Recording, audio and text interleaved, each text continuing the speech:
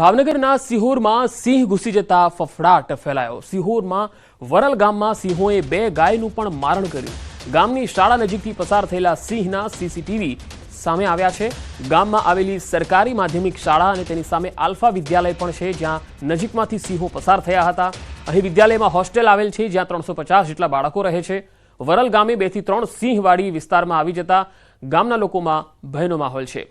વરલ ગામે સિંહે કરેલા મારણને વન વિભાગને પણ જાણકારી આપવામાં આવી છે। સુરતમાં ચીખલીગર ગેંગનો આતંક જોવા મળ્યો। ચોરી કરતી આ ગેંગે યુવક પર હુમલો કર્યો હતો। ગણેશનગરમાં યુવક પર જીવલેણ હુમલો કર્યો। યુવકને માથામાં ગંભીર ઈજાઓ પહોંચી। હુમલાની ઘટનાના સીસીટીવી પણ સામે આવ્યા। ચીખલીગર ગેંગ સામે નોંધાઈ છે પોલીસ ફરિયાદ। ભેસ્તાન પોલીસે આરોપીઓની શોધખોળ શરૂ કરી છે। આ તસવીરોમાં જોઈ શકાય છે હુમલાનો આખો બનાવ સીસીટીવીમાં કેદ થયો। યુવકને માથામાં ગંભીર ઈજા પહોંચાડવામાં આવી। સુરતના ભેસ્તાન વિસ્તારનો આ બનાવ છે, જ્યાં ચીખલીગર ગેંગનો આતંક જોવા મળ્યો। આ ગેંગ લગાતાર તસ્કરી અને ચોરીના કામમાં લિપ્ત છે અને તેના ઘણા બધા સાગરીતો વારંવાર ઝડપાતા પણ રહ્યા છે।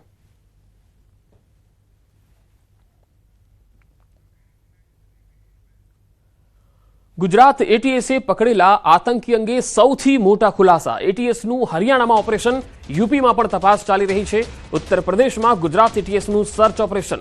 આતંકી અબ્દુલના ઘરે એટીએસની તપાસમાં ખુલાસા થયા છે। આતંકી અબ્દુલના ઘરેથી બોમ્બ બનાવવાની સામગ્રી મળી છે। અબ્દુલ અયોધ્યાના મુલકીપુરનો રહેવાસી છે। 19 વર્ષીય અબ્દુલ રહેમાનની તસવીર પણ સામે આવી છે। તો ગુજરાત એટીએસને અહીંયા મોટી સફળતા મળી। હરિયાણાના પાલી ગામથી આતંકી પકડાયો છે।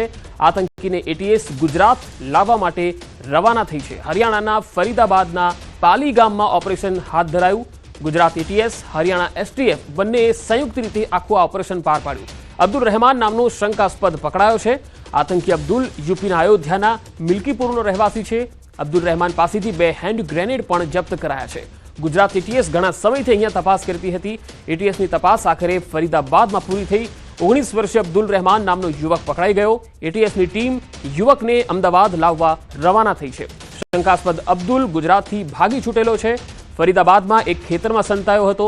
અબ્દુલ ખેતરના ઘરમાં 10 દિવસથી નામ બદલીને રહેતો હતો। મળેલા બંને હેન્ડ ગ્રેનેડ ડિફ્યુઝ કરી દેવાયા છે।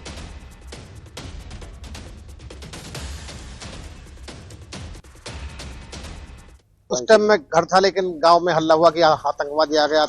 फिर मैं यहाँ पे आया, यहाँ पे देखा कि काफी भीड़ लगी हुई है, पुलिस फोर्स काफी आई हुई है।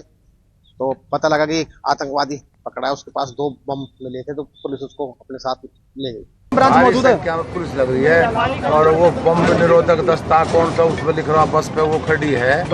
हाँ, तो बम निरोधक दस्ता कुछ तो लिख रहा उस पर, बस खड़ी हो, देखो उसके आगे लग रहा बोर्ड। देख सकते हैं इसी गाड़ी में वो संदिग्ध व्यक्ति है जिसको गिरफ्तार करा गया था सीआईए के द्वारा, और तमाम एसटीएफ के जो टीम यहाँ पहुंची उनके द्वारा। देख सकते हैं यहाँ पर ये गाड़ी है सामने, इस समय देख सकते हैं यहाँ ले जाया जा रहा है। और आपको बताएं 2 या 3 शख्स होने की सूचना थी, पर एक गिरफ्तार कर लिया गया है। હિંમતનગરના ગાંભોઈ પાસે કેનાલ ઓવરફ્લો થઈ ગઈ। ચાંપલાનર ગામમાં હાથમતી સિંચાઈ કેનાલ ઓવરફ્લો થઈ। આ કેનાલમાં કચરો ભરાયો હોવાથી ઓવરફ્લો થઈ છે। આસપાસના ખેતરો પાણીમાં ગરકાવ થતા પાકને નુકસાન થયું છે। ઘઉં બટાકાના તૈયાર થયેલા પાકને નુકસાન થયું છે। 35 ગામને સિંચાઈના પાણીની જરૂરિયાતને લઈને આ પાણી છોડાયું હતું। સાબરકાંઠા અને ગાંધીનગરના ગામડાઓ માટે પાણી છોડાયું। સિંચાઈ વિભાગ સામે ખેડૂતોમાં ભારે રોષની લાગણી છે।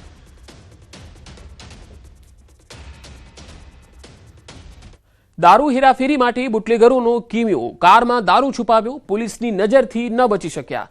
રાજકોટ પોલીસે એક કારમાંથી મોટો જથ્થો પકડ્યો છે। કારમાં અલગ અલગ જગ્યાએ દારૂની બોટલો સંતાડેલી હતી। ટેલ લાઇટ, પેટ્રોલ ટાંકી, ગિયર બોક્સમાં દારૂ સંતાડવામાં આવેલો। એક કારમાંથી 375 નાની દારૂની બોટલો મળી આવી। પોલીસે બુટલેગરને પકડી અને દારૂ હેરાફેરીમાં નવા કિમિયા પર પાણી ફેરવી દીધું। તો તમે જોઈ શકો છો રાજકોટમાં આ જે બુટલેગરો છે એ દારૂ વેચવા અને તેની હેરાફેરી કરવા કેવા નવા કિમિયાઓ અપનાવે છે। આ એકમાત્ર ગાડી છે જેમાંથી 375 જેટલી દારૂની નાની બોટલો મળી આવી છે। અલગ અલગ જગ્યાએ પેટ્રોલની ટાંકીમાં દારૂ સંતાડ્યો હતો, ગિયરબોક્સમાં દારૂ સંતાડ્યો હતો, સીટની અંદર એટલી બધી જગ્યા એમને ખુફિયા બનાવી રાખેલી હતી ગાડીમાં કે જ્યાં દારૂની બોટલ અંદર જે છે એ પેક કરી દેવામાં આવેલી હતી, જેથી કોઈને ખ્યાલ પણ ન આવે. પરંતુ અહીંયા પોલીસે આ બુટલેગરના કિમિયા પર પાણી ફેરવી દીધું હતું અને 375 દારૂની બોટલો જપ્ત કરી. ભાવનગરમાં અનાજના કાળા કારોબારનો એક વિડીયો વાયરલ થયો છે. અનાજ સગે વગે કરાતું હોવાનો આ વિડીયો છે. રિક્ષામાં ઘઉં અને ચોખાનો જથ્થો લઈ જવામાં આવી રહ્યો છે. જાગૃત નાગરિક દ્વારા આ વિડીયોને લઈ વાયરલ કરવામાં આવ્યો. છેલ્લા ઘણા સમયથી ભાવનગર શહેર અને જિલ્લામાં આ પ્રકારે ગરીબ પરિવારો પાસેથી રૂપિયાના દમ ઉપર ઘઉં અને ચોખા ઉઘરાવી લૂઝ માલ અનાજ માફિયાઓ સુધી પહોંચાડવામાં આવે છે. ઘટના અંગે પુરવઠા વિભાગ દ્વારા જણાવાયું છે કે વાયરલ વિડીયોને લઈ હવે તપાસ કરવામાં આવશે.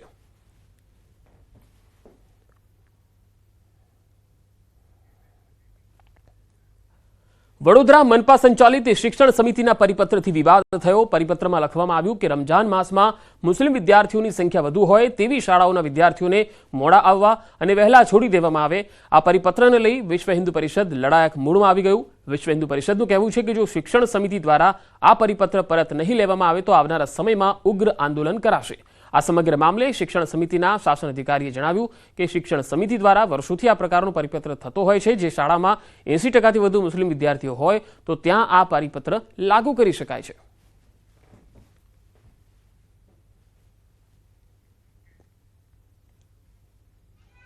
રમજાન માસ દરમિયાન મુસ્લિમ વધુ વસ્તી ધરાવતા બાળકો જ્યાં ભણતા હોય એ શાળાઓમાં બાળકોને 2 કલાક વહેલા છોડી દેવા અને 2 કલાક મોડા આવવું એવું પરિપત્રમાં સમયનો ફેરફાર કરેલ છે, તેનો વિરોધ છે.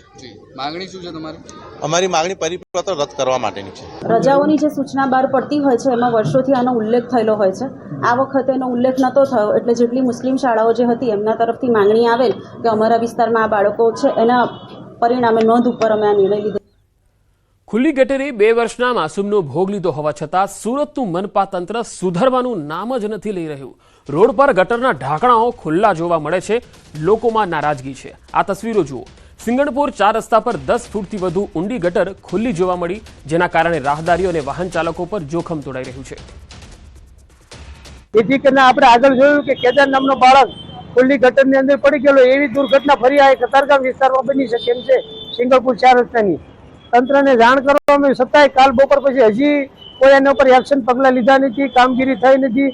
હજી તંત્ર ઉચ્ચ અધિકારીનું એવું કેવું છે કે હજી આમાં સાંજ સુધીમાં કાર્યવાહી થાય છે અને ઢાંકણ લાગશે એવું. આ જે પ્લમ્બર આવે છે પાણીનો એનું ઢાંકણું છે અને અધિકારીશ્રી સાથે વાત કરી છે એટલે એમની રજૂઆત એવી છે કે સાંજનું ચોરાઈ ગયું છે ને સવારે અત્યારે મૂકવાનું કહી દીધું છે. ખરી રીતે જવાબદારી તો એમની જ આવે છે, પણ ખરેખર પ્રજા બી અત્યારે આ રીતે જાગૃત છે. એટલે હું કહું છું કે દરેક જગ્યાએ આવવું હોય તો પ્રજા જાગૃત થાય તો જેથી આપણે નિવારો એમને વહેલી તકે કરી શકીએ. રાજ્યના વધુ સમાચારો પર નજર કરીશું. હાલ રોકાઈશું એક વિરામ માટે.